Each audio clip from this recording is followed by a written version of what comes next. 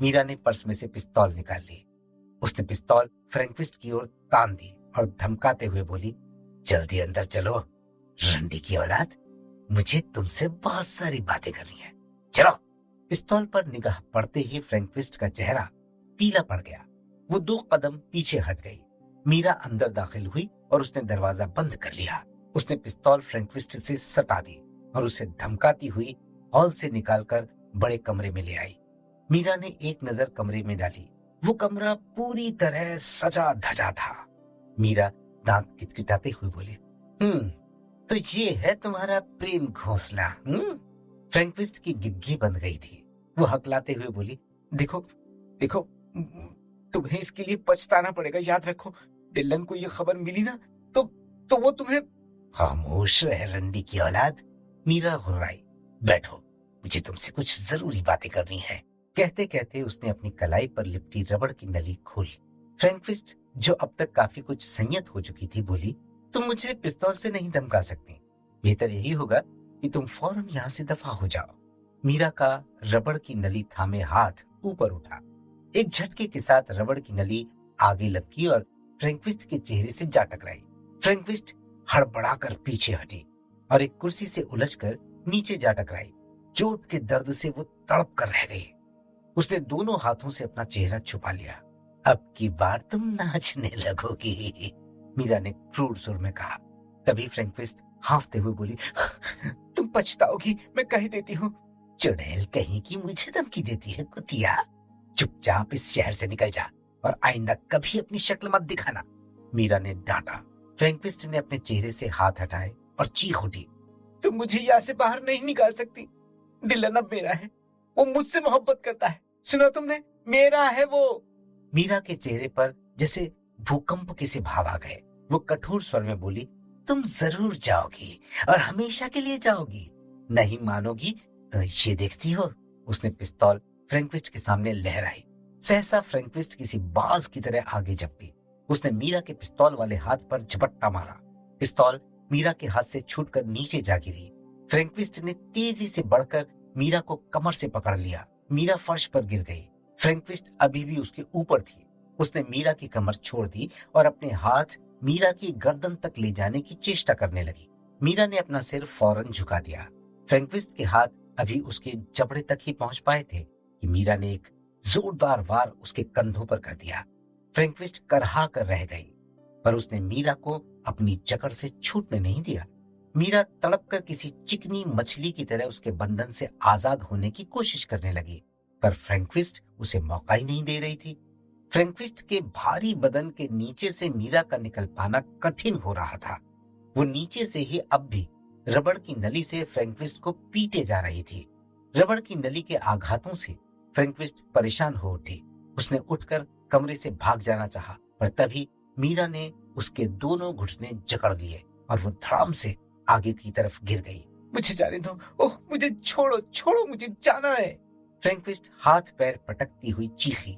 मीरा ने उस पर रबड़ की नली बरसानी शुरू कर दी। फ्रैंकविस्ट की चीखों से पूरा कमरा गूंजने लगा।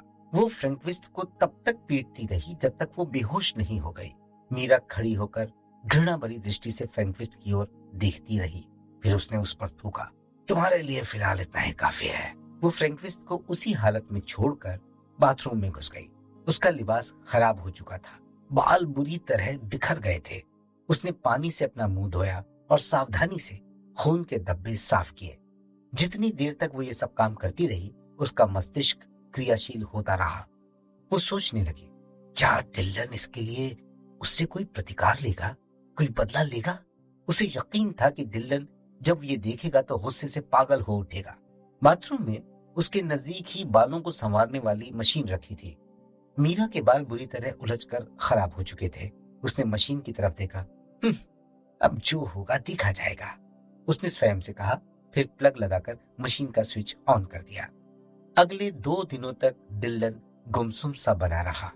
मीरा को उम्मीद थी कि वो बिगड़ेगा, हो सकता है वो उसको बुरी तरह पीट भी दे, लेकिन उसने मीरा से कोई बात नहीं की।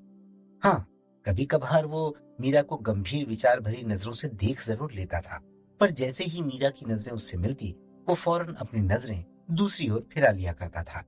इस बीच मीरा ने छानबीन की थी और उसे पता चल चुका था कि फ्रैंकविस्ट वो कोठी छोड़कर जा चुकी थी। वो ये सोचकर खुश थी कि उसने अपनी प्रतिद्वंद्वी का बिस्तर गोल कर दिया था, पर अभी भी वो डिल्लन की ओर आशंकित थी। डिल्लन के गुमसुम चेहरे से उसके मन के भावों का पता चल पाना बहुत मुश्किल हो रहा था। डिल्लन अपने दफ्तर में बैठा फ्रैंकविस्ट के बारे में सोच रहा था। उस दिन जब वो शाम को उसके पास पहुंचा तो उसकी हालत देखकर हैरत में पड़ गया था। फ्रैंकविस्ट के चेहरे पर वहशत बरस रही थी। उसके दोनों गालों पर जलाए जाने के दो गहरे गहरे जख्म बन गए थे। उस समय वो किसी चुड़ैल जैसी लग रही थी। डिल्लन जैसा दरिंदा भी उसकी ऐसी हालत को देखकर कांप उठा था। फ्रैंकविस्ट ने उसे सारा माजरा सुनाया तो वो दहल उठा। उसने फ्रैंकविस्ट को यही सलाह दी कि वो यथासंभव जल्दी ही इस शहर से दूर निकल जाए। मीरा जैसी औरत से कुछ और भी भयंकर परिणाम की अपेक्षा की जा सकती है। बात ये नहीं थी कि डिल्लन मीरा से डर गया था। सच बात तो यह थी कि फ्रैंकविस्ट के झुलसे हुए चेहरे को देखकर डिल्लन की उसके प्रति लगाव की सारी संभावनाएं समाप्त हो चुकी थी। बाहर पूल रूम में होने वाली बातचीत की आवाजें सहसा बंद हो गईं और डिल्लन सचेत हो उठा। इससे पहले कि वो कुर्सी से उठकर जानने की कोशिश करे कि बाहर पूल रूम में आवाजें आना क्यों बंद हो गई थी, ऑफिस का दरवाजा खुला और दो आदमी धड़धड़ाते हुए ऑफिस में घुस आए। उन दोनों में से एक स्ट्रॉन था।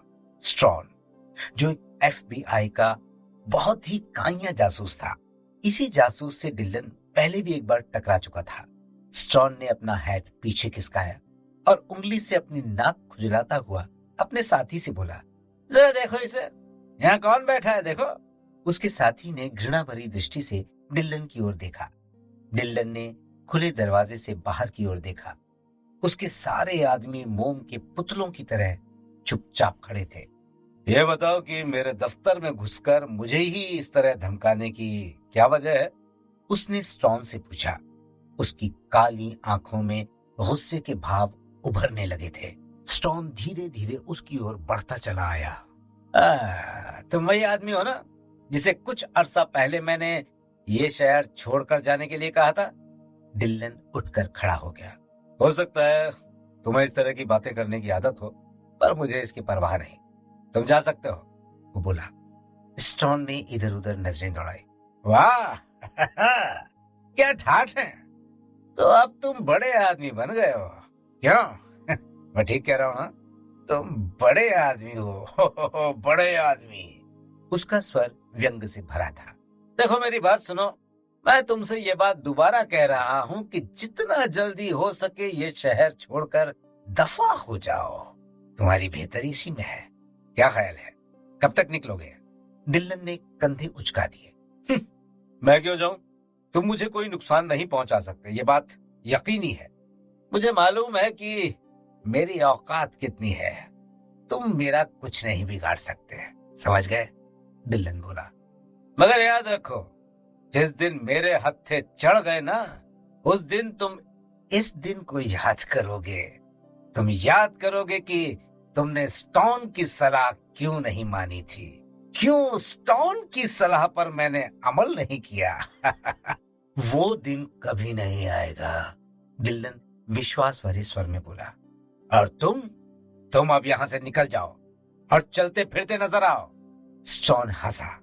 उसने सिर हिलाते हुए इनकार में कहा, तुम और तुम्हारी उस माशूका छोकरी के बारे में मैंने सब कुछ मालूम कर लिया है डिल्लन। तुम बहुत ऊंचा उड़ने की कोशिश कर रहे हो, पर तुम बहुत ज्यादा वक्त तक इतना नहीं उड़ पाओगे। कोई भी दादा ज्यादा दिनों तक यहाँ नहीं टिका रह सकता। स्टोन ने अपने दूसरे साथी की ओर देखा और बोला, क्या ख्याल है तुम्हारा? मेरा दावा है कि हम 6 महीने के अंदर अंदर इसे सीधा कर देंगे। दूसरे आदमी ने सिर हाँ में हिलाया। हाँ, मैं तुम्हारी बात से सहमत हूँ स्टोन। हो सकता है हमें इससे कुछ पहले ही मौका मिल जाए इसकी मिजाज पुरसी करने का। डिल्लन घृणा भरी दृष्टि से उन दोनों को देखता रहा। तभी स्टोन बोला, मिस्टर बिग मैन, फिलहाल हम चलते हैं। उम्मीद है हमें ज्यादा प्रतीक्षा नहीं करनी पड़ेगी तुम्हें पकड़ने की। फिर वो दोनों डिल्लन पर निगाह डालते हुए बाहर निकल गए। डिल्लन कमरे में चहलकदमी करने लगा। उसका मन आशंकित हो उठा। ये हरामजादे ऐसा सोचते हैं तो जरूर ऐसा कर भी गुजरेंगे, उसने सोचा। तभी वैसी नाम का शख्स अंदर दाखिल हुआ। वो चापलूसी भरे स्वर में बोला, आपने उन्हें मुंह तोड़ जवाब क्यों नहीं दिया? ये एफबीआई वाले न जाने अपने आप को क्या समझते हैं। डिल्लन ने खींच भरी दृष्टि से उसकी ओर देखा और कहा, अब से तुम्हें ज्यादा सावधान रहना पड़ेगा, याद रखो। इस पर वैसी बोला, ये लोग काफी समय से हमारे पीछे लगे हुए हैं। अभी तक तो ये लोग हमसे कुछ हासिल कर नहीं पाए, आगे भी ये कुछ उखाड़ नहीं पाएंगे। तभी फोन की घंटी बज उठी। डिल्लन के संकेत पर वैसी दरवाजा बंद करके बाहर निकल गया। डिल्लन ने तत्परता से फोन उठाया और रिसीवर में बोला, यस, डिल्लन स्पीकिंग। उधर से हर्स्ट की आवाज सुनाई दी। आखिर ये सब क्या हो रहा है डिल्लन? हर्स्ट की आवाज में चिड़चिड़ापन था। तुम्हारा कौन सा आदमी है जो लिटिल अर्नी के क्षेत्र में पूछताछ करता फिर रहा है? देखो, मैंने तुम्हें पहले ही हिदायत दे रखी है कि हमें उसके क्षेत्र में कोई काम नहीं करना है। मुझे मालूम है कि तुम क्या सोचे बैठे हो, फिर भी मैं कह देता हूँ, हमें लिटिल अर्नी के साथ कोई झगड़ा मोल नहीं लेना है, समझ गए? अभी अभी मेरे पास कोड 40 का फोन आया था, वो शिकायत करके गया है। कौन है वो आदमी? मुझे क्या पता, मैं कैसे बता सकता हूँ? तुम्हें सब कुछ पता है। उस आदमी को वापस बुला लो और उसे उस क्षेत्र से बाहर ही रखो। मैंने उससे कह दिया है कि कल तक सब ठीक हो जाएगा, और यदि ठीक नहीं हुआ तो वो स्वयं मामला अपने हाथ में ले लेगा। वो बातचीत चल ही रही थी कि रॉक्सी अंदर दाखिल हुआ। डिल्लन ने उसे आंख के इशारे से समझाया कि फोन हर्स्ट का है। रॉक्सी एक कुर्सी पर बैठ गया। डिल्लन फोन पर बोला, मैं कह रहा हूं ना, मुझे मालूम ही नहीं है कि वो कौन है और उसके इलाके में पूछताछ क्या कर रहा है। सुनो, तुम इस मामले को तत्काल संभाल लो डिल्लन, नहीं तो मैं स्वयं आकर तुमसे ये चार्ज ले लूंगा। उसके बाद हर्स्ट ने फोन काट दिया। डिल्लन ने रिसीवर रख दिया और वो रॉक्सी की ओर घूमा और कहा, तुमने यार सावधानी से काम नहीं लिया। क्यों, कुछ गड़बड़ हो गई क्या? रॉक्सी बोला, हाँ यार, हर्स्ट को पता चल गया है, बहुत गुस्से में है। मेरे ख्याल से उसे इस बात का डर है कि कहीं लिटिल अर्नी बहाना बनाकर उस पर फिर से हमला ना कर दे। रॉक्सी मुस्कुराया, हो सकता है मुझसे कुछ असावधानी हो गई हो, पर मैं काम पूरा करके लौटा हूँ। ये कहते हुए उसने एक कागज डिल्लन की ओर बढ़ाया। ये उन लोगों की सूची है जो हमारी मशीनें लगवाएंगे, और एक नहीं बल्कि 6 आदमी हैं जो हमारी मशीनें लगवाएंगे। 6 मशीनें? डिल्लन ने हर्ष मिश्रित स्वर में कहा। उसने सूची को देखा, फिर बोला, पर हमें पहले लिटिल अर्नी से निपटना होगा दोस्त। मैं उसके बारे में सब कुछ मालूम कर चुका हूँ, रॉक्सी ने कहा। आज रात लिटिल अर्नी और उसके गैंग के कुछ लोग हॉट क्लब में कोई प्रोग्राम देखने जा रहे हैं। अगर आज रात ही उसे घेर लिया जाए तो कैसा रहेगा? उस इलाके में पोजीशन तो ठीक है ना? मेरा मतलब है कि वहां सुरक्षित ढंग से फायरिंग की जा सकती है ना? बिल्कुल, मैंने उस इलाके को अच्छी तरह देखा है। हमारे लिए ये सुनहरी मौका हो सकता है, गोल्डन चांस। डिल्लन दरवाजे के पास पहुंचा। उसने आवाज लगाई। वैसी, मैक और गोवन तुरंत अपना काम छोड़कर उसके पास आ पहुंचे। दोनों के अंदर आते ही डिल्लन ने दरवाजा बंद कर लिया। बैठो, मुझे तुमसे कुछ बातें करनी है, डिल्लन ने कहा। दोनों ने कुर्सियां खींच ली और बैठ गए। बताइए, क्या काम है? वैसी ने पूछा। डिल्लन मेज के कोने पर बैठ गया और कहा, सुनो, आज मैं अपने हाथ के सारे पत्ते खोल कर रख देता हूं। ये कहते हुए वो कुछ क्षण रुका और फिर कहने लगा, बात ऐसी है कि हम अपना धंधा उतना फैला नहीं पा रहे हैं जितना हमें फैलाना चाहिए।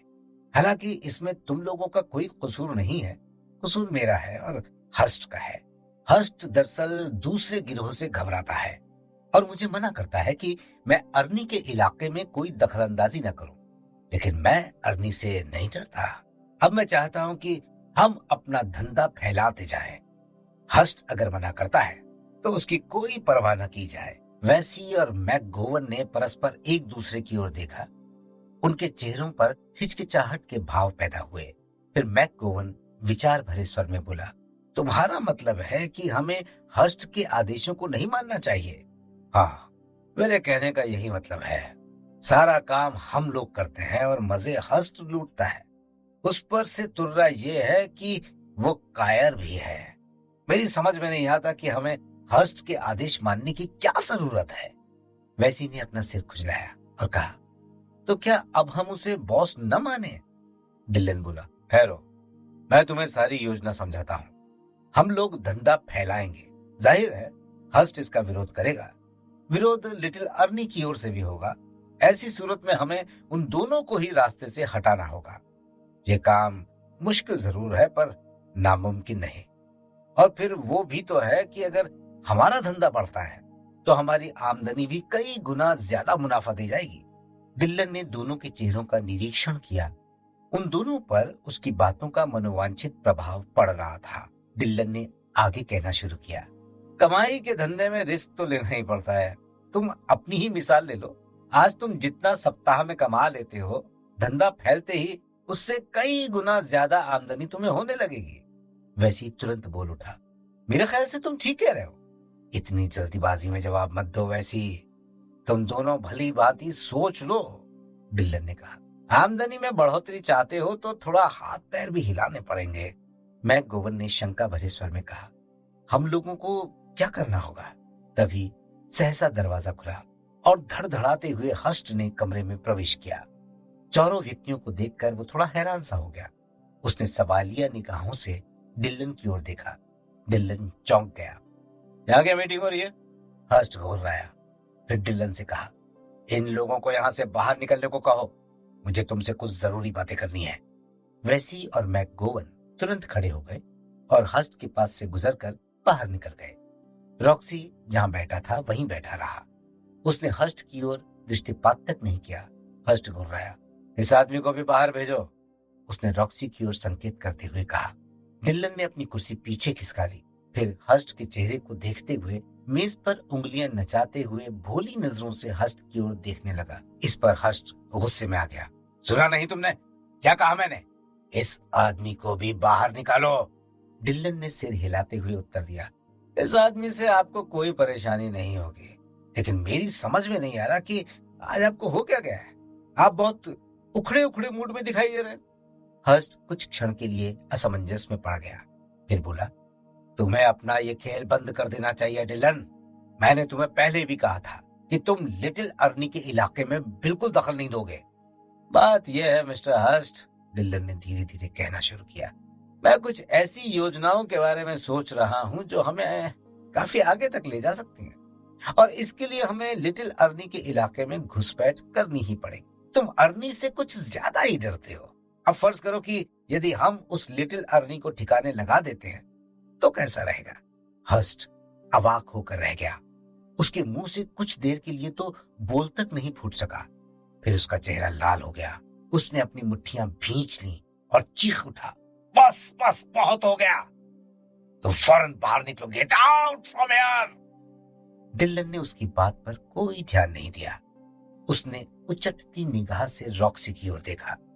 हर्स्ट कहता गया, तुम्हारा ऐसा सोचना पागलपन ही है। मैं अभी इसी वक्त तुम्हें अपनी टोली से निकाल रहा हूं। अब तुम मेरी टोली में शामिल नहीं हो, समझे? तुम तो पूरे शहर को ही खून से रख देने की योजना बना रहे हो। दफा हो जाओ यहां से।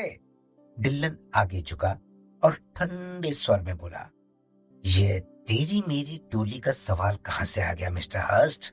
सुनो, ये सारे लोग अब मेरे साथ हैं, और सुन लो, अब वही होगा जो मैं चाहता हूं। मैं आज से ही इस समूचे धंधे को संभाल रहा हूं, और अब से तुम्हें वही मंजूर करना पड़ेगा जो मैं चाहता हूं। हर्स्ट का चेहरा कानों तक लाल हो उठा। वो बड़ी मुश्किल से स्वयं पर काबू रख पाया। उसने उठते हुए कहा, तुम नशे में लगते हो। इस धंधे में पुलिस की सुरक्षा की जरूरत होती है, और वो तुम्हारे बस की बात नहीं है। जल्दी ही पुलिस यहाँ आ जाएगी और तुम्हें पकड़कर ले जाएगी। तुम कुछ नहीं कर पाओगे, याद रखो। तुम क्या समझते हो, मैंने इस धंधे में रहकर कुछ भी नहीं सीखा?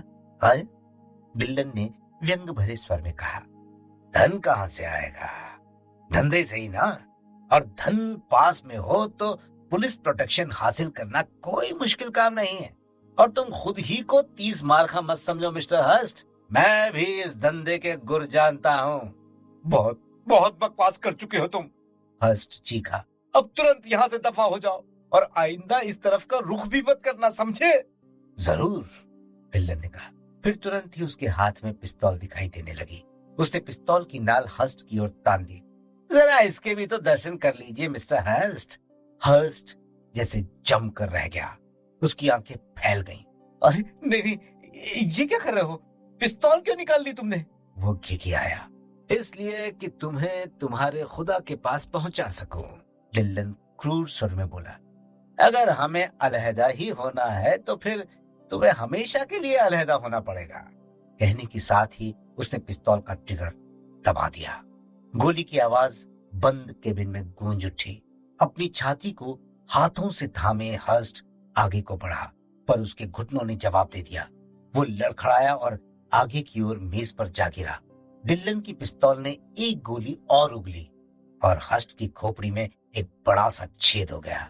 मर हरामजादा, डिल्लन ने घृणा भरी गाली देते हुए उस पर थूक दिया। रॉक्सी ने अपना हेड पीछे खिसकाया और विनोद भरे स्वर में बोला, अरे अरे ये क्या कर दिया तुमने? तुमने तो सारे कालीन का ही सत्यानाश कर दिया है। मीरा ड्रेसिंग टेबल के सामने बैठी थी। उसने अपने शरीर पर गाउन लपेटा हुआ था।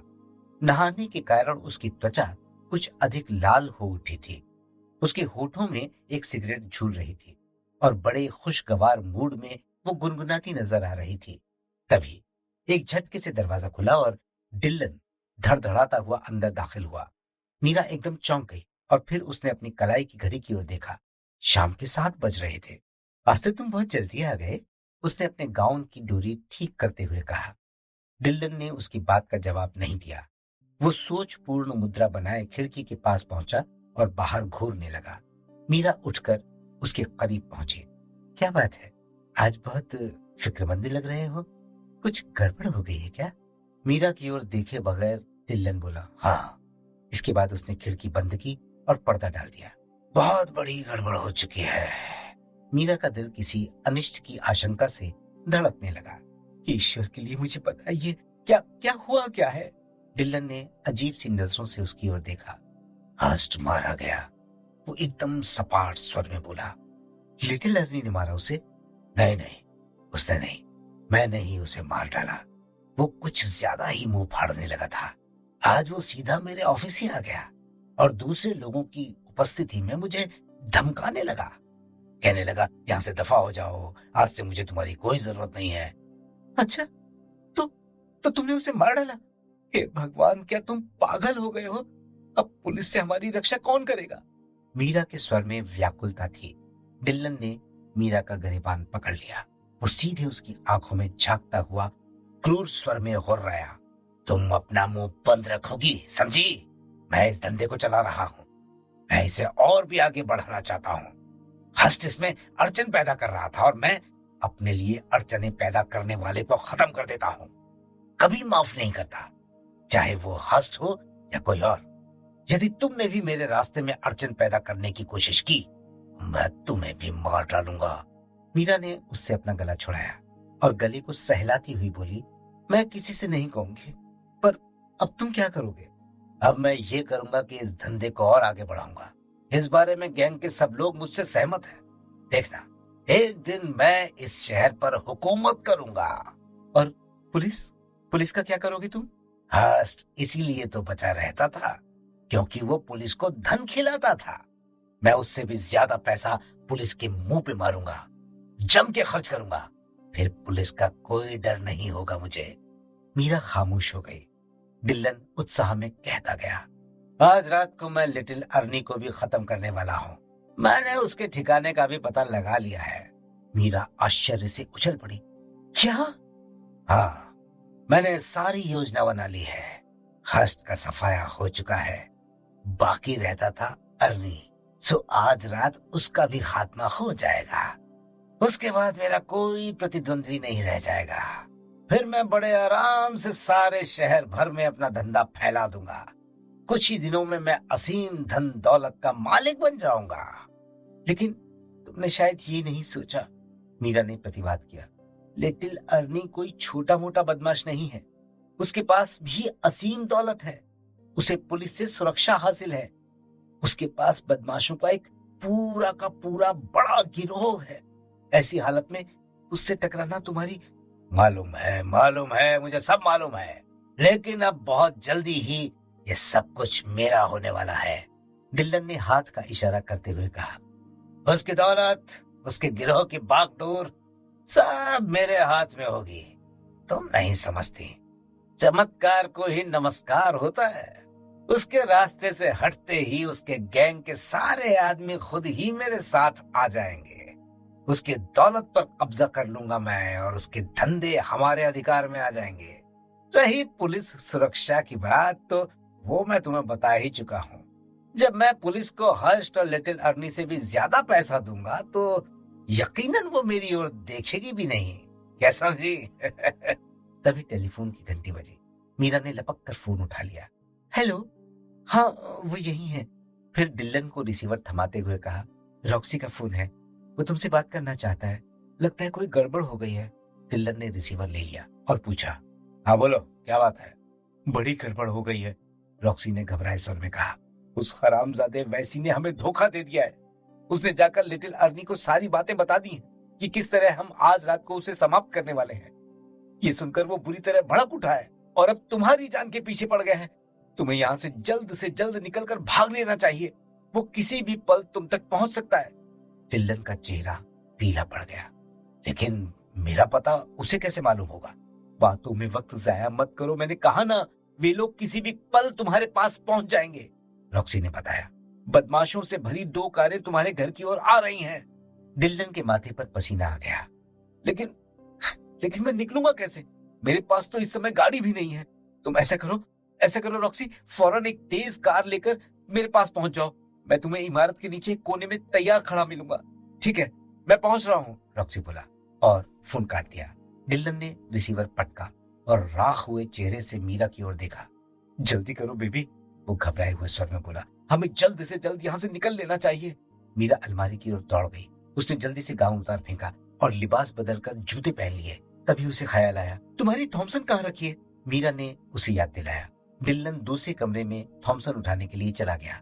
मीरा ने लपक कर अलमारी में रखे डिल्लन के कोट की जेब से नोटों की एक बड़ी सी गड्डी निकाल ली और इधर उधर देखते हुए अपने थैले में डाल ली। डिल्लन थॉमसन लेकर आया, दरवाजा खोला और बाहर कॉरिडोर की ओर बढ़ गया। उसने मीरा को अपने पीछे पीछे आने का संकेत किया। तभी बाहर किसी कार के ब्रेक चरमराए। मीरा दौड़कर खिड़की के पास पहुंची। उसने पर्दे के कोने को हटाकर झांका। बाहर एक कार खड़ी दिखाई दी, जिसमें से 4 आदमी उतरकर तेजी से अंदर की ओर लपक रहे थे। वापस लौटो डिल्लन, वो लोग आ पहुंचे हैं, मीरा चीखी। डिल्लन दौड़कर कमरे में वापस लौटा। उसने तुरंत दरवाजा बंद कर लिया। कुछ क्षण उसने सोचा, फिर मीरा से बोला, जरा मेरे साथ आओ, इस अलमारी को सरकाकर दरवाजे पर लगाते हैं। दोनों ने अलमारी खिसकाकर दरवाजे के साथ लगा दी। तभी किसी ने जोर से दरवाजा खटखटाया।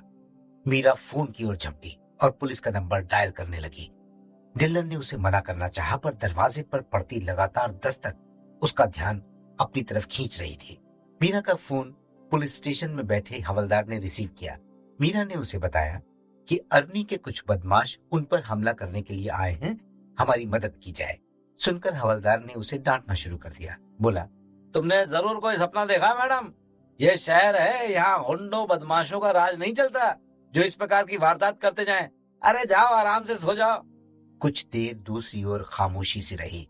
मीरा ने हवलदार को किसी से फुसफुसाते हुए कहते सुना, अब अर्नी उसके पीछे पड़ गया है।